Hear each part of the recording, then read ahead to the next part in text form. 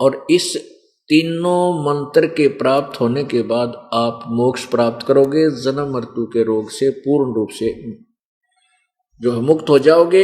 लेकिन ये नहीं है कि आपको ये तीनों मंत्र मिल गए और मर्यादा में रहे नहीं, उसी दिन आपका नाम डिस्कनेक्ट हो जाएगा।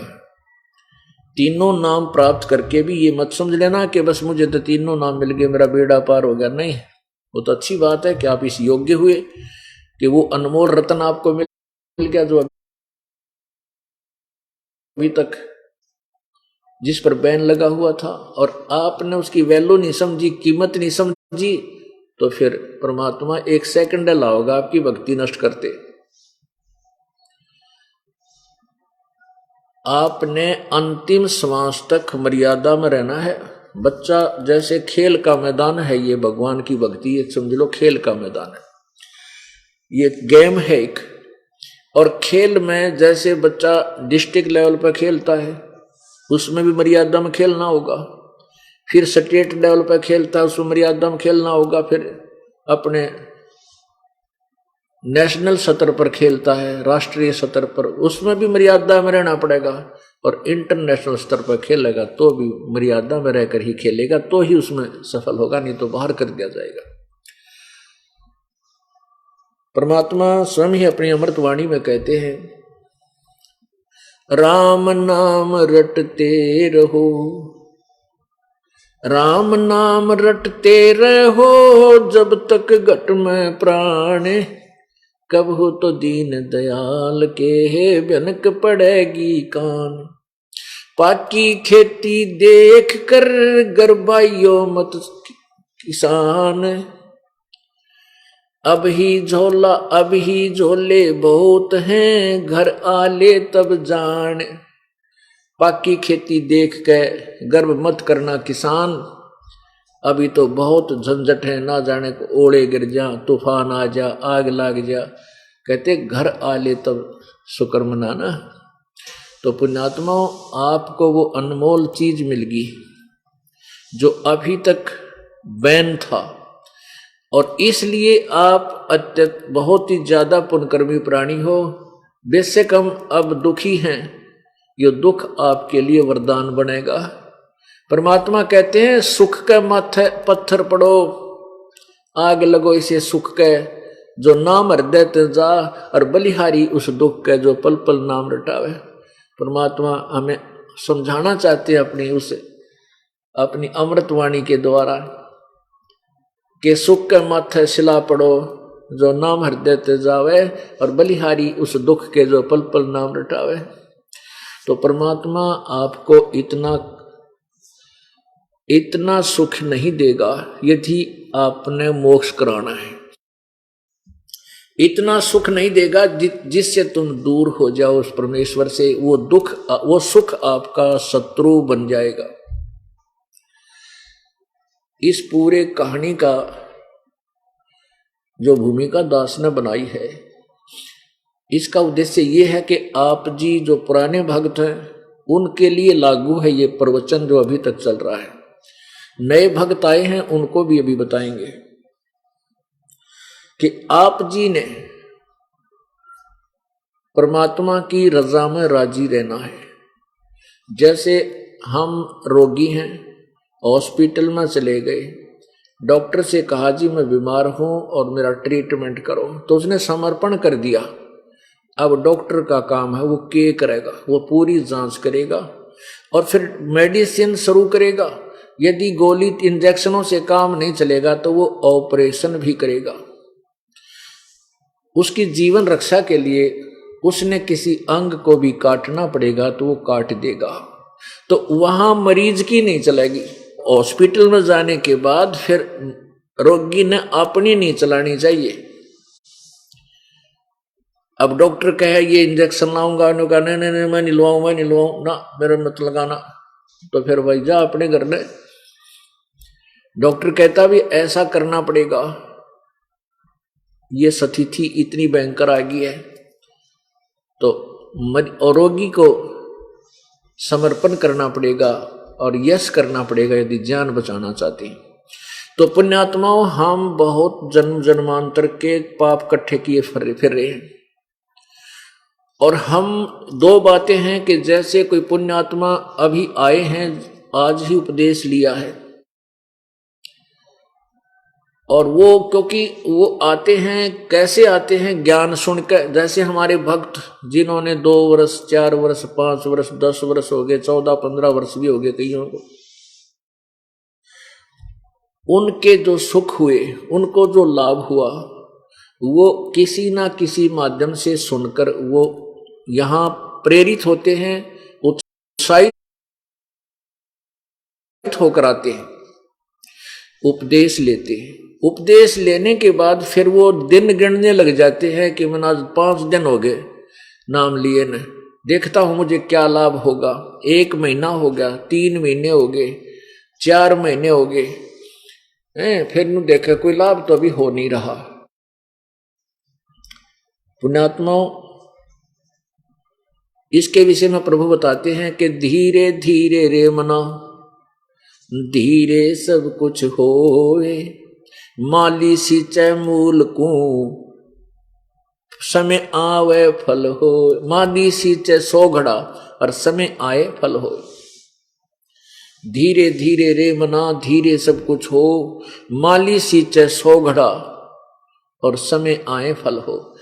एक आम का पौधा, एक आम का बीज बो दिया, वह गुठली, उसमें सिंचाई प्रारंभ की, अंकुर होगा, 10 दिन में हो, 15 दिन में हो, अंकुर आएगा, अवश्य आएगा, महसूस होगा। फिर वो धीरे धीरे पौधा बनेगा, सिंचाई जारी रखनी पड़ेगी। फिर वो बड़ा होगा, धीरे धीरे वो उसमें सैकड़ों घड़े पानी के डालने पड़ेंगे उस जिसने वो आम खाने हैं। तो वो फिर 10 वर्ष में, 5 वर्ष में, 12 वर्ष में जाकर के वो पूरा पेड़ बनेगा। और पेड़ बनने के बाद फिर देखना, इतने फलों से लदपद हो जाएगा, आप भी खा लोगे, परिवार भी छक लेगा, पड़ोसी भी ले जाएंगे, रिश्तेदारों को भी दे दोगे तो भी खत्म नहीं होंगे। तो इसलिए आपने ये सत्य भक्ति रूपी आम का ये पौधा, ये बीजा है, ये बीज बीजा है। कुछ दिनों में आप देखना, इसको जल्दी ना करना, समय देना परमात्मा को। तो पुण्यात्माओं, आप वहां से प्रेरित होकर आते हो और कुछ दिनों को आप डिमांड कुछ लेकर आते हो और वो नहीं हो पाती है। आप ये मत समझना कि आपको राहत ना मिल रही है। आप डॉक्टर के पास जाते हो, आपके पेट में दर्द, आपकी टांग में पीड़ा है,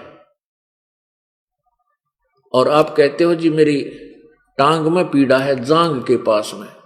तो वो पीड़ा आपको, जांग के पास जो पीड़ा होती है, वो पेट के अंदर कोई भयंकर रोग है, और डॉक्टर आपकी जांग को नहीं देखेगा, वो पूरी टेस्ट करके देखेगा, उस रोग को ढूंढेगा। तो उसमें हम देखते हैं जैसे कोई एक्सीडेंट हो गया, उसका पीड़ा बहुत ज्यादा हो रही है किसी विशेष टांग टूंग पे, और अंदर कोई ऐसा जख्म हो गया है कि अंदर उसका ब्लड शरीर के अंदर प्रवेश हो रहा है।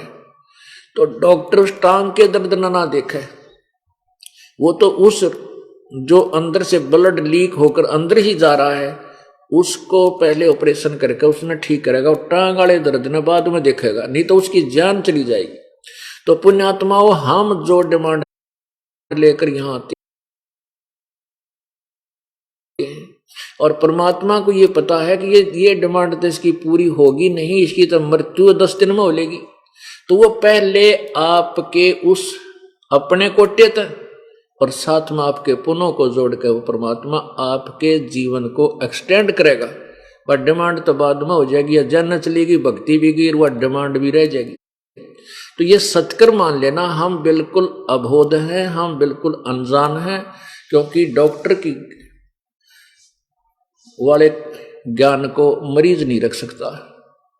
तो परमात्मा हमारा डॉक्टर है और ये दास उसका कंपाउंडर है।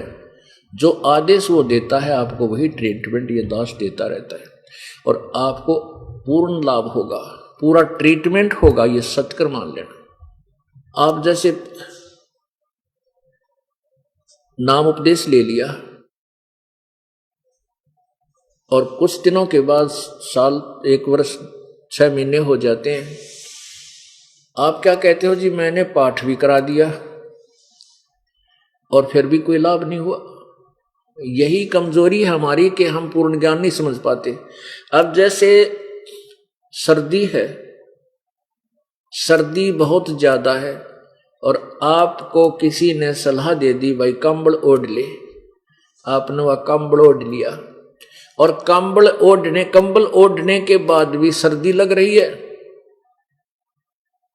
तो कई भक्त आते हैं, अनजान बहन भी आती हैं, बेटियां कहती हैं अनजानपने में कि उनको ज्ञान नहीं, भोलेपन में कहती हैं हमने तो 6 महीने हो गए नाम लिए न हैं और 2 बार जोत चढ़ा दी, को लाभ तो होता हो नहीं रहा है। तो कहने लगा, तो एक कहने लगी, दूसरे मेरा पति कह रहा था कि तू इस नाम न छोड़ दे, कुछ लाभ तो हो नहीं रहा। पुण्यात्माओं, यही कमजोरियां जो हमें ज्ञान नहीं, जो हमारे लिए दूनी हानिकारक हो जाती है। अब आपने कंबल ओढ़ लिया और सर्दी अधिक है, वो फिर भी आपको महसूस हो रही है, तो कंबल उतार दोगे तो निमोनिया होगा और मरोगे। कंबल ने कुछ ना कुछ प्रोटेक्शन अवश्य किया है और उसको उतार देंगे तो फिर और काम बिगड़ गया करती है। तो कहने का भाव ये है कंबल से भी काम नहीं चला, रजाई ओढ़, रजाई ग्रहण कर ताकि उस सर्दी से बचे। पुण्यात्माओं, ऐसे ही हम जो साधना कर रहे हैं इसको त्यागने की बजाय इसमें और दृढ़ता के साथ, मजबूती के साथ, विश्वास के साथ लगे, क्योंकि इस ज्ञान से आपको इतना अवश्य ज्ञान हो जाएगा, जानकारी हो जाएगी कि इसके अतिरिक्त कोई भगवान नहीं, कबीर साहब से अतिरिक्त कोई अलग कोई भगवान नहीं, इससे सुप्रीम कोई भगवान नहीं, इससे इस साधना जैसा कोई और साधन नहीं, कोई और भक्ति मंत्र नहीं। जैसे सर्वविदित है कि स्वेटर पहन ली, जर्सी पहन लो, स्वेटर से भी सर्दी नहीं गई तो जर्सी पहने ऊपर गए, और जर्सी से भी सर्दी लग रही है तो कंबल ओढ़ ले।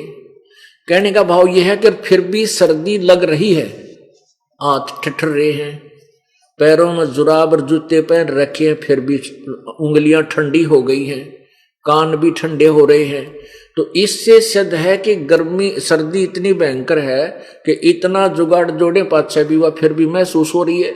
और ये सारे उतार रखे होते तो मर जाता, नमनिया होकर रात नहीं कटता है।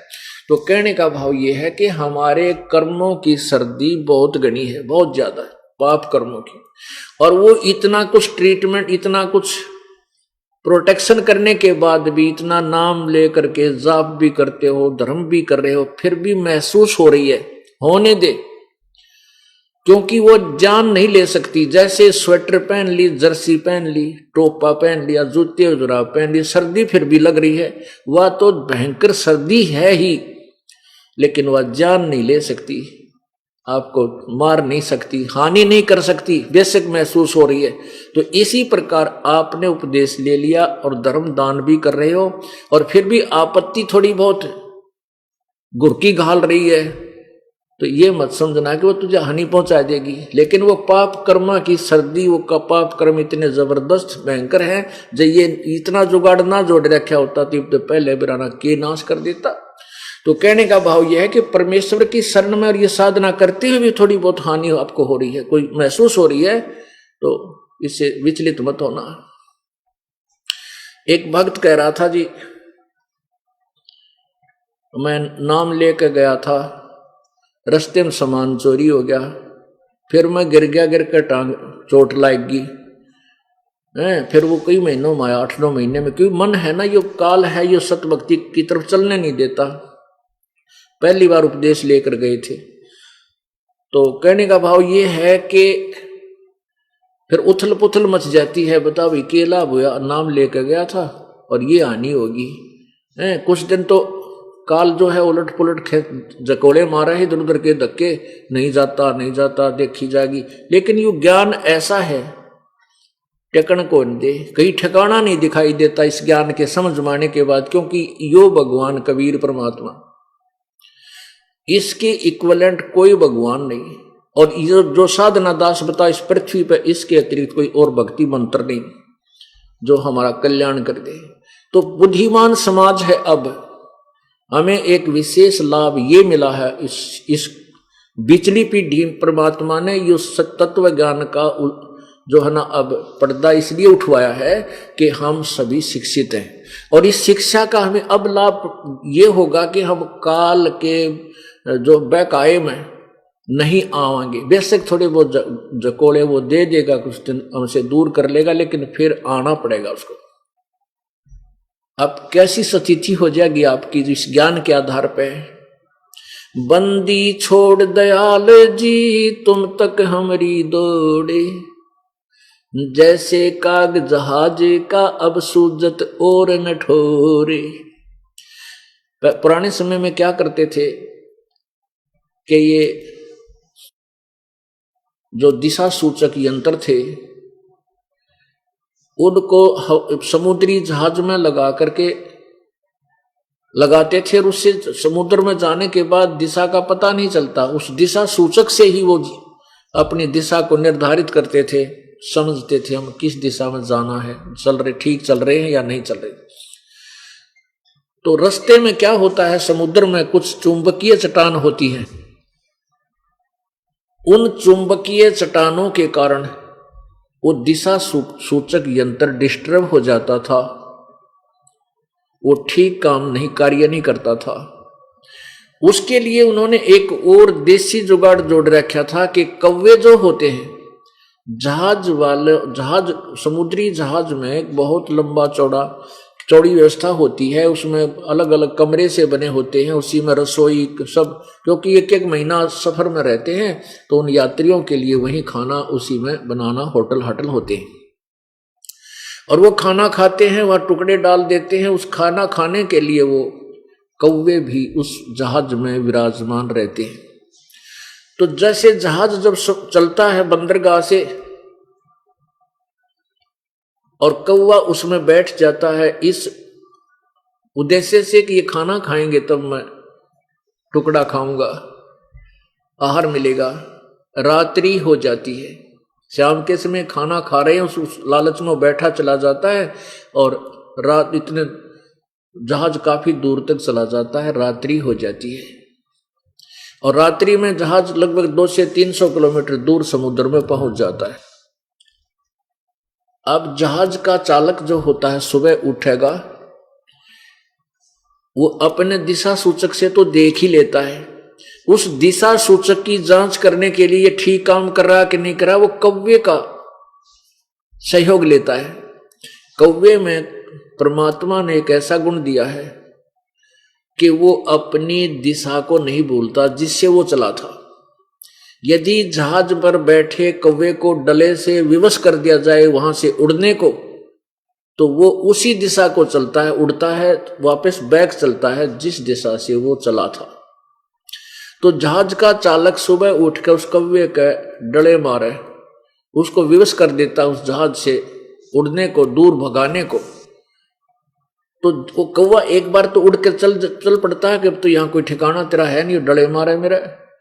तो वो कुछ देर दूर तक उड़ता हुआ जाता है तो उसको कहीं ठिकाना नहीं दिखता उस जहाज के अतिरिक्त, वो कहीं विश्राम कर ले। जहां तक देखे जल ही जल, जल ही जल, जल ही जल। तो वो कुछ दूर तो जाता है, आधा किलोमीटर उड़ कर, फिर वो यूं समझता है कि तू डूब कर मरेगा कितने, और जल में कहीं जहाज के अतिरिक्त कहीं तेरा ठिकाना नहीं जहां तू सुरक्षित रह सके। जल में तो बैठते मरेगा डूब के। इसलिए वो घूम फिर के वापस उस जहाज पर ही ठिकाना विश्राम शरण लेता है, विश्राम करता है। पुण्यात्माओं, इस तत्व ज्ञान से आपको इतना परिचित करा दिया जाएगा कि आपको सतलोक और आश्रम और इस दास के अतिरिक्त कहीं ठिकाना दिखाई नहीं देगा। सब डूबन के, जहां भी आप जाओगे किसी भी संत या पंथ में आपको ऐसा ज्ञान दे दिया जाएगा कि आपको वो स्थान उस समुद्र के जल की तरह डुबोने वाला महसूस होगा कि यहां तो कति नाश हो जाएगा। तो उस पुण्यात्मा को, जिसको कोई यहां से नाम लेकर गया और नाम लेकर जाने से कुछ धन हानि होगी, चोरी होगी, 2000 की होगी 2500 की, 4 की होगी, और सफर में कौन सा यहाँ 20, 30, 50,000 रुपये ले एक आदमी आवे, तो कहने का भाव ये, अगर वो हानि आपकी मनमाने 2 लाख की होनी हो और यहां परमात्मा के चरणों माने से 2000 की होकर 4000 में पीछा छूट गया, तो ये शुक्र मनाना चाहिए, सत्कर मान लेना कि अगर मालिक के चरणों माने से भी आनी है या और ज्यादा होनी थी। ये तो ज्ञान का एक विशेष बेनिफिट हमें मिला है कि हम दूर ना हुए, वो भक्त नाम छोड़ कर ना गए। इस ज्ञान से ये पता चल गया कि जैसे काग जहाज का सूझ और निठोर, अन्यथा ये ज्ञान ना होता तो दोबारा यहां नहीं आता वो प्राणी, वो परिवार, और काल के अंदर फंस जाता और जीवन को बर्बाद कर जाता। पुण्यात्माओं, संत शरण में आने से, सतगुरु शरण में आने से आई टले बला, और जब भाग्य में मौत हो, सूली हो, वह कांटे में टल जा। ये परमात्मा का सच्चा विधान समझ लेना। अब आपको बताते हैं कि वैसे तो बहुत से ऐसे प्रमाण हैं, लेकिन एक विशेष उदाहरण बना है। एक बहन जींद में रहती थी, वो राजस्थान के रहने वाले हैं, यहां उनका अच्छा काम था। जींद के अंदर उनकी अच्छा 3-4 गाड़ियां थी जो किराए पर चलाते थे। एक हौजरी की दुकान थी, एक हैचरी का कारखाना ला रखा है। हैचरी है जो चूजे बनाने के, मुर्गा पालन का बनाते, इस तरह का कोई। और अर्बन स्टेट के अंदर एक बहुत बढ़िया मकान बना रखा था। उसी अर्बन स्टेट में उस बहन के आसपास ही हमारी एक शिष्या बहन शशि जी,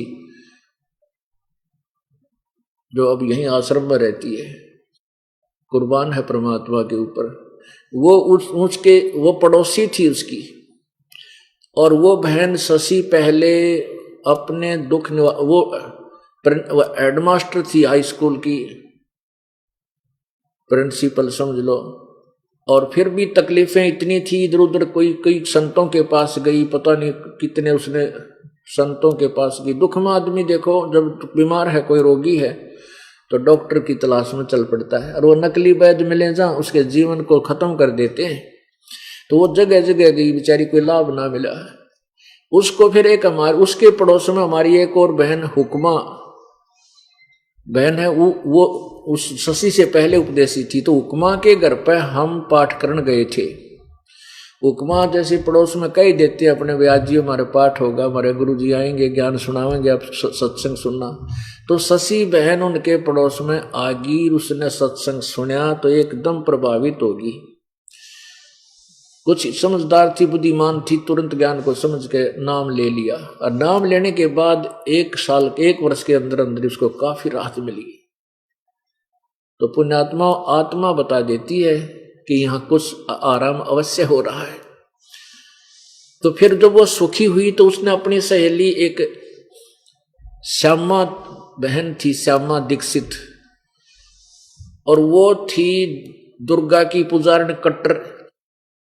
उस बहन को शशि ने कहा कि आप हमारे गुरुजी से नाम ले लो, आप इतनी अच्छी आत्मा हो, इतनी भक्ति करते हो, अगर यदि ऐसी भक्ति आप यहां कर लोगे तो तुम्हारा कति कल्याण हो जाएगा। काफी ज्ञान समझा करके वो हमारे पास ले आई। आश्रम जींद में था, एक छोटा आश्रम, पहले हमारा बस वही था। ये 1997 की बात है, 96-97 की।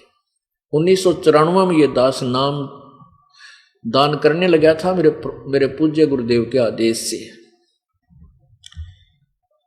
वहां उसने कहा, शशि ने कहा बहन जी ने कि ये नाम लेना चाहती है जी। मैंने उसको समझाया बेटी बेबे बहन ये और पूजा नहीं करनी, ना कोई देवी की ना देवता की, जो वेदों और गीता में जो साधना करने को कहा वही करनी है। तो वो कहने लगी जी मैं तो दुर्गा की अपनी देवी की पूजा करती हूँ, मैं देवी ने ना छोड़ सकती, मुझे तो देवी दर्शन देती है।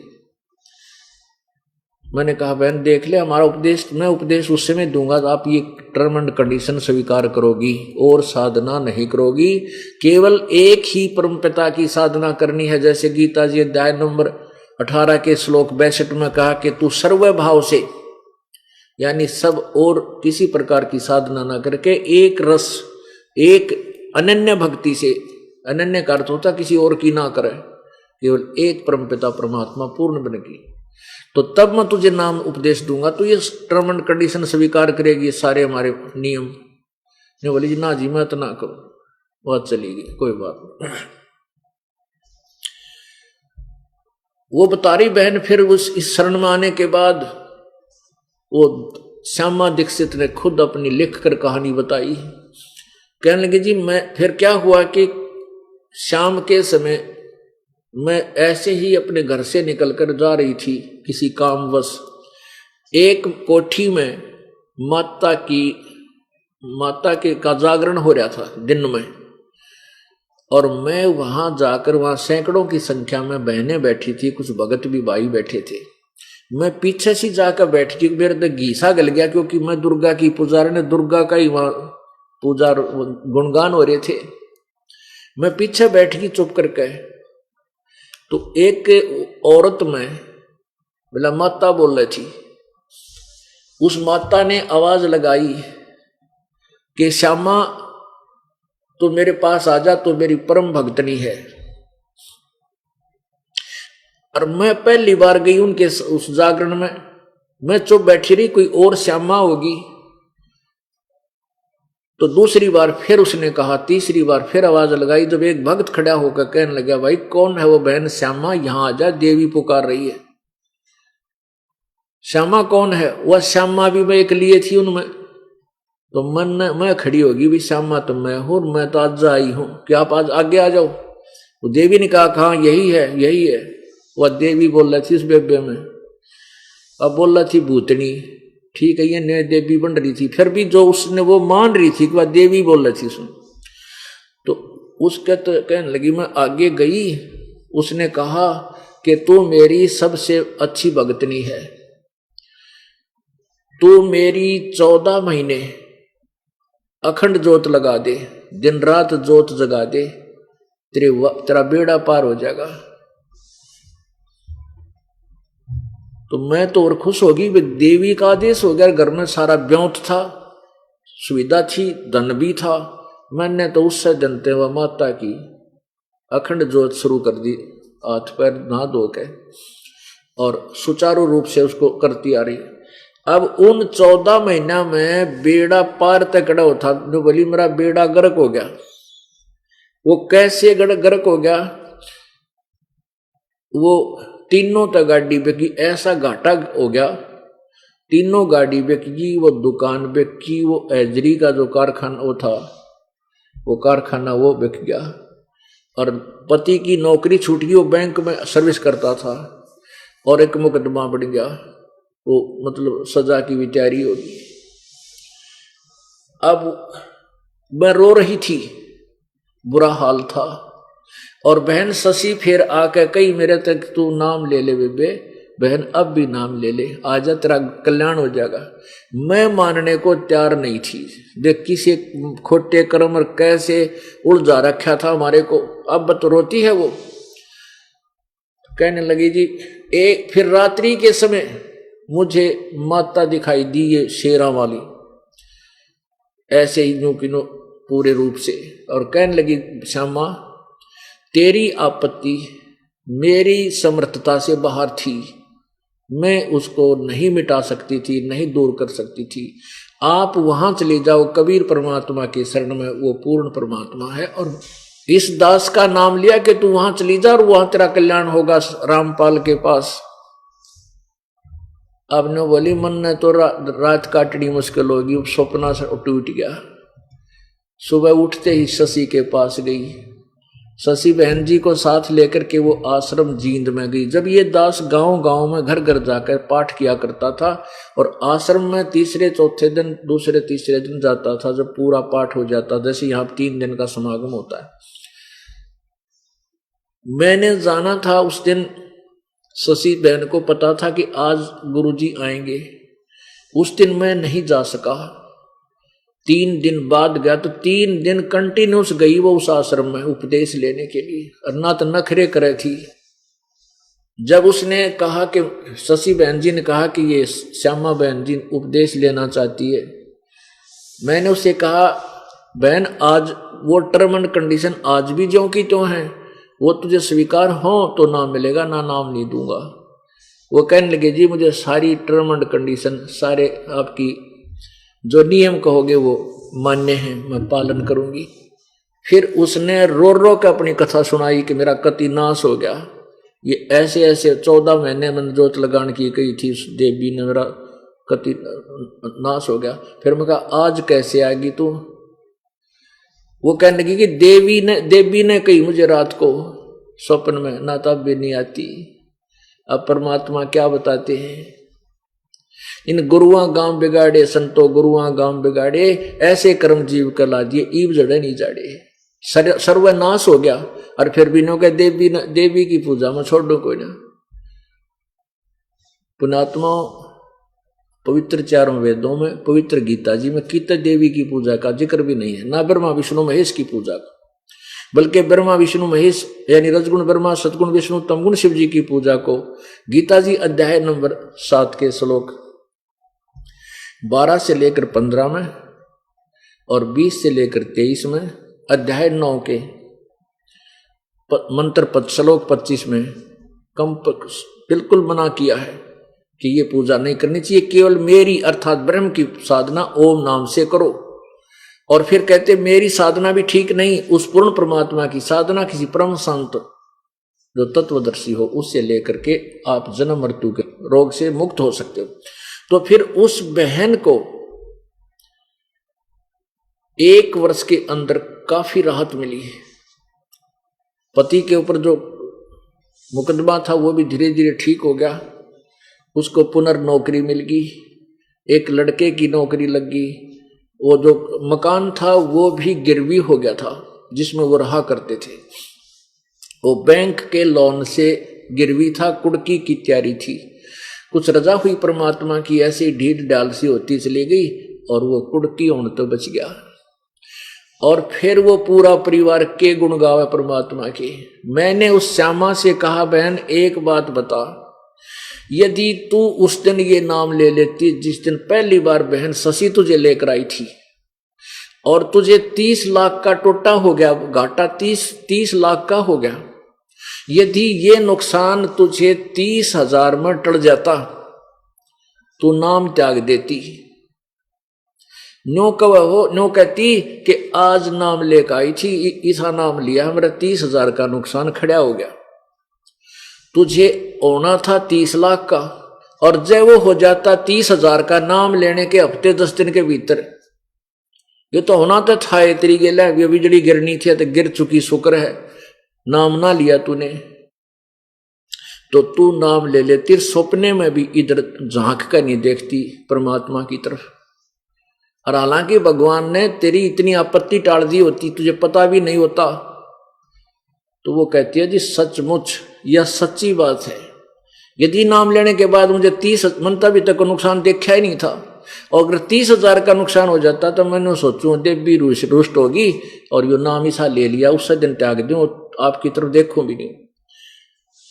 और अब वो कहती है वो आपत्ति में हमारे परिवार के लिए वरदान होगी, क्योंकि हमें भगवान मिल गया।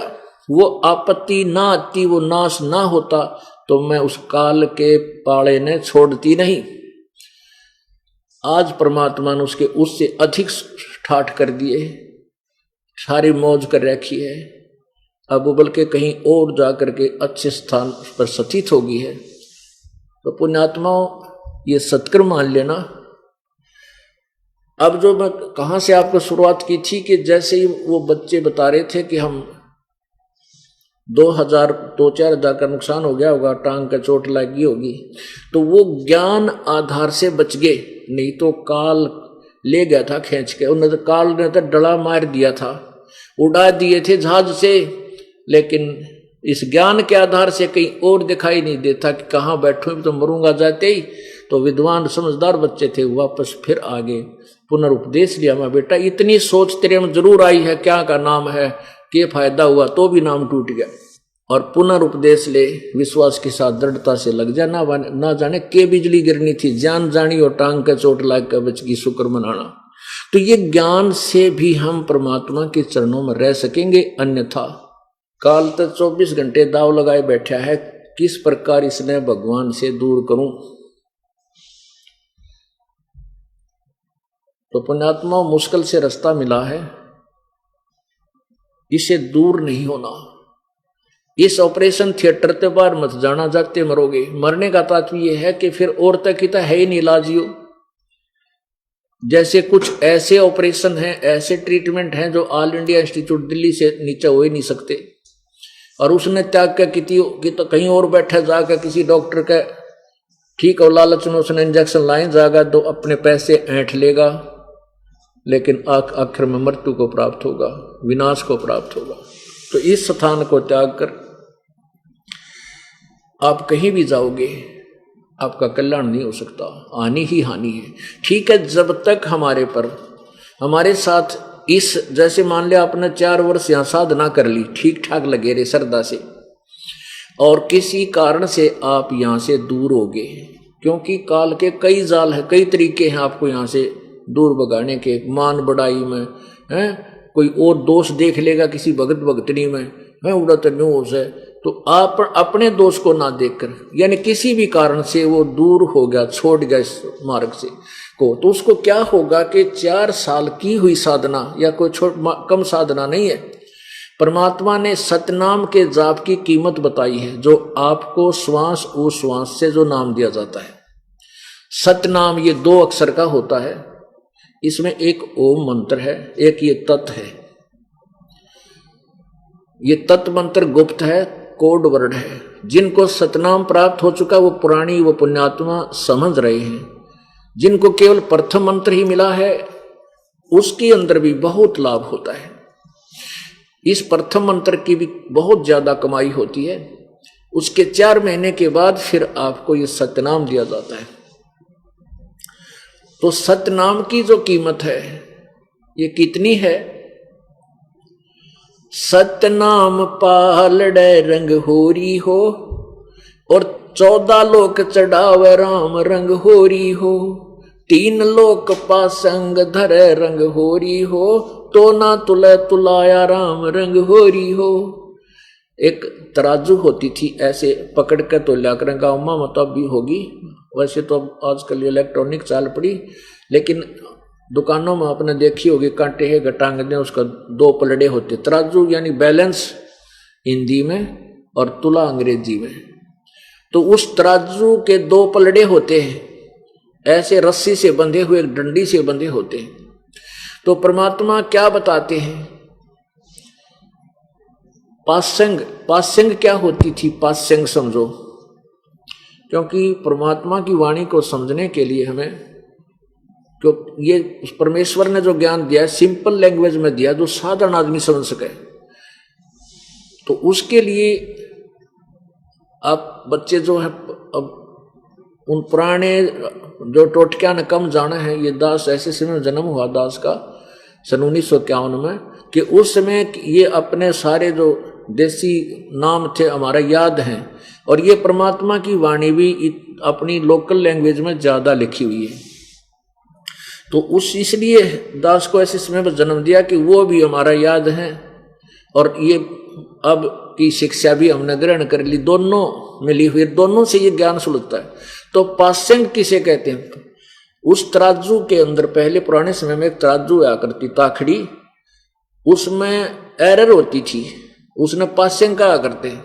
और उस एरर को ठीक करने के लिए वो जो सामान तोलना होता, जैसे कोई कणक तोल रहा है गेहूं, गेहूं तोल रहा, तो गेहूं ही उठाकर एक मुट्ठी उस तराजू के उस पलड़े में रखते थे जो ऊपर न उठ रहा होता था, जो एरर थी जिसमें, उन दोनों को एकसार करने के लिए, बैलेंस बनाने के लिए वो थोड़ा सा गेहूं उठाकर दूसरी तरफ रख देते। वो यूजलेस था, उसका सौदा नहीं होता था, उसकी तो गिनती नहीं होती थी उस सौदे में, और उसी तरफ बाट रख देते थे बट्टे, किलोग्राम धड़ी जो भी हो 5 किलो, और फिर दूसरे पलड़े से वो सौदा तोला करते थे गेहूं। तो कहने का भाव ये है कि 3 लोक, ये पृथ्वी लोक और स्वर्गलोक और नीचे एक पाताल लोक, इन 3 लोकों की तक गिनती नहीं। सुनाम के सामने जो कीमत एक श्वास की जो आपको की वैल्यू मिलेगी, ये तो न्यू है, वो पासिंग की तरह, जैसे गेहूं उठा के एक मुट्ठी एक तरफ ने घेर दिए तराजू में, वो तो उनका तो गिनती नहीं है। और 14 लोक चढ़ावा राम रंग हो रही हो, वो 14 लोक भी एक पालड़े में धर दे। इस एक ब्रह्मांड में ये 3 लोक और 14 लोक ये ही साजबाज है। कहने का भाव यह है कि सतनाम पालड़े रंग होरी हो। सतनाम का एक श्वास उश्वास, जैसे श्वास उश्वास, ये सतनाम श्वास उश्वास से सिमरण होता है, ये 2 मंत्र का है। और सतनाम का एक सिमरण श्वास उश्वास से पूरा हो गया। एक बार श्वास बाहर छोड़ा उस मंत्र सहित, दूसरे मंत्र सहित अंदर लिया, तो वो एक सिमरण हो गया सतनाम का। उस एक सिमरण की कीमत कितनी बताई? एक स्मरण की कीमत कितनी? एक मंत्र के की कि 3 लोक पासंग धरे रंग होरी हो, तो ना तुले तुलाया राम रंग होरी हो। ओहो, सतनाम एक तरफ और उसी तरफ वो 3 लोग घेर दे ठाके व्यर्थ, और 14 लोग चढ़ावा दूसरे पालड़े में, तो भी वो पर सतनाम वाली कीमत ज्यादा है। वो पालड़ा ऊपर न उठ जाएगा तो 14 लोक वाला ऊंचे उठ जाएगा, और परमात्मा वाला नीचे, उस नाम वाला नीचे रहेगा, अर्थात वो अधिक कीमती है। तो उस जिस व्यक्ति ने, बहन भाई ने 2 वर्ष 4 वर्ष ये नाम लेकर त्याग दिया, हमारे अंदर दोष देख लिया, या किसी भी सरकमस्टांस से वो चला गया, तो अब उसको, अब क्या होता है कि पिछले पापों को परमात्मा समाप्त कर देता है, और इन पुण्यों का ढेर बन जाता है जो आप सत्साधना कर रहे हो। अब क्या होगा? वो नाम भी छोड़ गया, और घूटी सूटी भी लाने लग गया, और बकवाद भी करने लग गया, वही उसी स्थान पर पहुंच गया जो पहले कर्म करता था। और फिर भी सुखी है। यहां आता था जब तक रोया करता, क्योंकि वो पुण्य रहित था, यहां पुण्य उसको काफी मिल गए। अब क्या हो गया कि उसके पाप फिर शुरू हो गए बढ़ने। एक दिन में इतने पाप हो जाए आपके ऊपर, मालगाड़ी में नहीं चलना आपसे जब यहां से जाओगे। पृथ्वी ऊपर पग जो धारे, करोड़ जीव एक दिन में मारे। ओए होए। और जब हम सत भक्ति करते हैं, परमात्मा के चरणों में आते हैं, तो हम डेली वो सत साधना कर रहे हैं। उस साधना से जैसे हम डेली कपड़ा पहनते, प्रतिदिन यू मैला होता है, तो रोज साबुन लाकर धो देते हैं, वो निर्मल रहता है। और साबुन छोड़ दिया, कपड़ा पहरे है, कपड़ा ठीक घूमे रहो, पी कर शराब पड़ा रहे, वो कितना गंदा हो जा, वो तो कति दिखाई भी ना देगा। एक समय ऐसा हो जाएगा कि किस रंग का इतना गंदा मैला कपड़ा बन जाता है। आपने मिस्त्रियों के कपड़े देखे होंगे, उनके कलर का भी कोई नहीं पता, इतने काले हो जाए। तो हम आज इतने कर्म पाप करके अपने अंतःकरण रूपी कपड़े को इतना मैला बना चुके हैं। और अब ये साबुन, परमात्मा का सत्संग रूपी साबुन, यो ड्राई क्लीन, कभी पानी में झटके मोगरे मार मार के, शब्द रूपी आपके ऊपर चोट मार मार के ये वचनों के, अब यो मैल छुड़ाया जा रहा है आपका सुमन करवा के। तो वो प्राणी ये सोचा है कि मन के फायदा हुआ, वहां पर मौज हो रही है, अपनी घूटी छूटी ला और बकवाद कर, चल ना भी बुराई करता और सिमरण कर रहा है उससे मंत्रों के, उन्हीं मंत्रों का जो हमसे प्राप्त है वो सुमन कर रहा है, उसका कोई लाभ नहीं, क्योंकि वो डिस्कनेक्ट होगी उसकी, उसका नाम कट गया। अब पावर इस दास के हाथ में दे रखी भगवान ने, ये कनेक्शन इस दास के हाथ में। जैसे आपने बिजली का कनेक्शन ले लिया, पूरी फिटिंग करा ली, सारा काम कर लिया ठीक से, आप अपना सारा काम कर रहे हो और किसी भी कारण से, किसी भी आपका डिफॉल्टर हो जाने से कनेक्शन कट गया और आपने सोचो कटा रहेगा, मैं तो न्यू बटन दाबता रहूंगा और काम चलेगा। रोज बटन दाब रहा है, दाबता रहे। अब उन बटनों के ऑन करने से, उन स्विच के ऑन करने से लाइट नहीं आ सकती। अब वो नाम त्याग कैसे कितना बुद्धिमान बना रहा है, कितना अपने आप में चतुर बना रहा है, वो उसने अपना कर्म बिगाड़ लिया, जीवन फोड़ लिया कति। सतगुर संगत छोड़ के लाख वर्ष जप कीन, इंद्री कर्म ना मोक्ष होए फिर काल के अधीन। सतगुरु की संगत छोड़ के पूर्ण संत को त्याग कर चाहे लाख वर्ष जाप करते रहना, आप काल से बाहर नहीं हो सकते। तो कहने का भाव ये है पुण्यात्माओं, परमात्मा की भक्ति आप चाहे थोड़ी भी कर पाओगे तो भी पार होगे, यदि मर्यादा में रहोगे। कहते हैं परमेश्वर जी कहते हैं, अपने आप महिमा बताते हैं, द्वार धनी के पड़ा रहे, धक्के धनी के खावे, सो काल झकझोले ही पर द्वार छोड़ ना जावे। आखिरी सांस तक परमात्मा के चरणों में रहे, मर्यादा में रहे, चाहे काल कितने झटके दे, द्वार छोड़कर नहीं जाना चाहिए, यानी दूर नहीं होना चाहिए, तभी वो प्राणी अपना मोक्ष करा सकेगा। पुण्यात्मा प्रसंग चल रहा है, जग सारा रोह गया रे, जिन सतगुरु वैद न जाण्या, जग सारा रोग गया रे, जग सारा रोग गया रे, जिन सतगुरु वैद न जाण्या, जग सारा रोग गया रे। भाई जन्म मरण का रोग लगा है, या तृष्णा बडरी खांसी, जन्म मरण का रोग लगा है, तृष्णा बडरी खांसी, आवागमन की डोर गले में पड़ी काल की फांसी, जग सारा रोग गया रे, जिन सतगुरु वैद न जाण्या, जग सारा रोग गया रे, जग सारा रोग गया रे, जिन सतगुरु वैद न जाण्या, जग सारा रोग गया रे। भाई सच्चा सतगुरु कोई न पूजे, इन झूठों जगपतियासी, सच्चा सतगुरु कोई न पूजे, इन झूठों जगपतियासी, अंधे की बाँ गही अंधे न ये मार्ग कौन बतासी, जग सारा रोग गया रे, जिन सतगुरु वैद न जाण्या, जग सारा रोग गया रे, जग सारा रोग गया रे, जिन सतगुरु वैद न जाण्या, जग।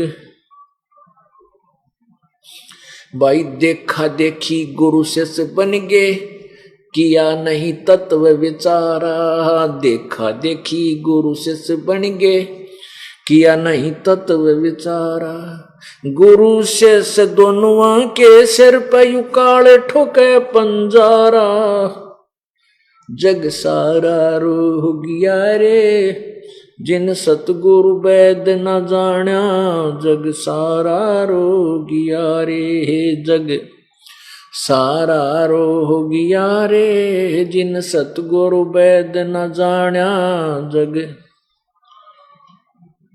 भाई सार शब्द सर जीवन बूटी, गैस गैस अंग लगावे, सार शब्द सर जीवन बूटी, गैस गैस अंग लगावे।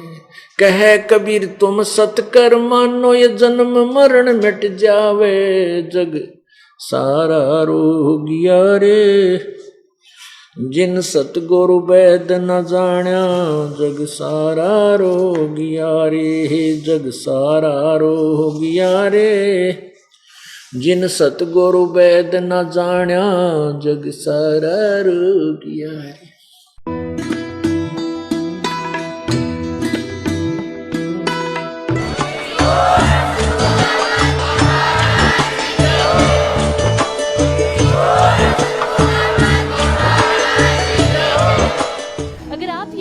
YouTube पर देख रहे हैं तो हमारे चैनल को सब्सक्राइब करें और बेल आइकन को दबाना ना भूलें। अगर आप Facebook पर ये वीडियो देख रहे हैं तो हमारे पेज को लाइक करें।